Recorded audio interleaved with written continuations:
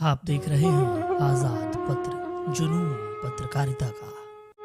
शौर्यता और न्यायप्रियता के प्रतीक थे भगवान परशुराम। भगवान परशुराम को पशु पक्षियों एवं प्रकृति से गहरा लगाव था।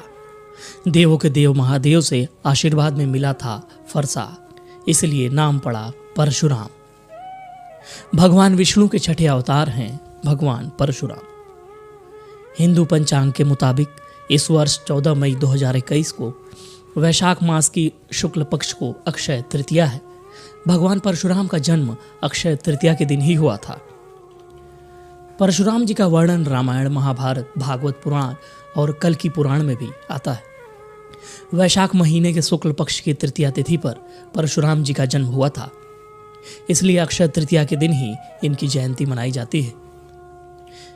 इस बार ये पर्व 14 मई यानी शुक्रवार को मनाया जाएगा। ये भगवान विष्णु के छठे अवतार माने जाते हैं। अमर होकर कलयुग में मौजूद हनुमान जी समेत 8 देवता और महापुरुषों में भगवान परशुराम जी भी एक हैं। इनका जन्म पुत्रेष्टि यज्ञ से हुआ था और इन्हें भगवान शिव ने आशीर्वाद में परशु यानी कि फरसा दिया था। इसी कारण इन्हें परशुराम के नाम से जाना जाता है। पैदा हुए ब्राह्मण कुल में और क्षत्रियों जैसा व्यवहार। भगवान राम और परशुराम दोनों ही विष्णु के अवतार हैं। भगवान राम क्षत्रिय कुल में पैदा हुए, लेकिन इनका व्यवहार ब्राह्मणों जैसा था। वहीं भगवान परशुराम का जन्म ब्राह्मण कुल में हुआ, लेकिन व्यवहार क्षत्रियों जैसा था। भगवान शिव के परम भक्त परशुराम न्याय के देवता हैं। वह बहुत क्रोधी स्वभाव के थे। इनके गुस्से से भगवान गणेश भी नहीं बच पाए थे। भगवान परशुराम ने तोड़ा था गणेश जी का दांत। ब्रह्मवैवर्त पुराण के अनुसार एक बार परशुराम भगवान शिव के दर्शन करने के लिए कैलाश पर्वत पहुंचे, लेकिन प्रथम पूज्य शिव पार्वती पुत्र भगवान गणेश ने उन्हें शिव जी से नहीं मिलने दिया। इस बात से क्रोधित होकर उन्होंने अपने परशु से भगवान गणेश का एक दांत तोड़ डाला। इस कारण से भगवान गणेश एक दंत कहलाने लगे।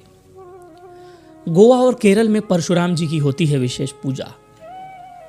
पौराणिक कथाओं के अनुसार भगवान परशुराम ने तीर चलाकर गुजरात से लेकर केरल तक समुद्र को पीछे धकेल दिया था। इससे नई भूमि का निर्माण हुआ। इसी कारण कोंकण, गोवा, केरल में भगवान परशुराम की विशेष पूजा की जाती है। उत्तरी गोवा में हरमल के पास आज भूरे रंग के एक पर्वत को परशुराम जी के यज्ञ करने का स्थान माना जाता है। पशु पक्षियों तक की भाषा समझते थे भगवान परशुराम जी। परशुराम जी प्रकृति प्रेमी और संरक्षक थे। परशुराम जी का मानना था यह सारी सृष्टि पशु पक्षियों, वृक्ष, फल फूल और समूची प्रकृति के लिए जीवंत रहें। परशुराम जी को भार्गव के नाम से भी जाना जाता है। परशुराम जी पशु पक्षियों की भाषा को समझते थे, उनसे बात करते थे। कहा जाता है कि कई खूंखार जानवर भी उनके छूने मात्र से उनके मित्र बन जाते थे। परशुराम जी मेधावी थे। उन्होंने बचपन में कई विद्याओं को सीख लिया था। देवों के देव महादेव के परम भक्त थे भगवान परशुराम। परशुराम जी ने भगवान शिव की कठोर तपस्या की थी। तपस्या से प्रसन्न होकर भगवान शिव ने उन्हें कई अस्त्र शस्त्र प्रदान किए। भगवान शिव ने अपना परशु परशुराम जी को प्रदान किया था। यह अस्त्र परशुराम जी को अति प्रिय था। इस अस्त्र को वे हमेशा अपने साथ रखते थे, इसी कारण उन्हें परशुराम कहा गया। पूजा विधि।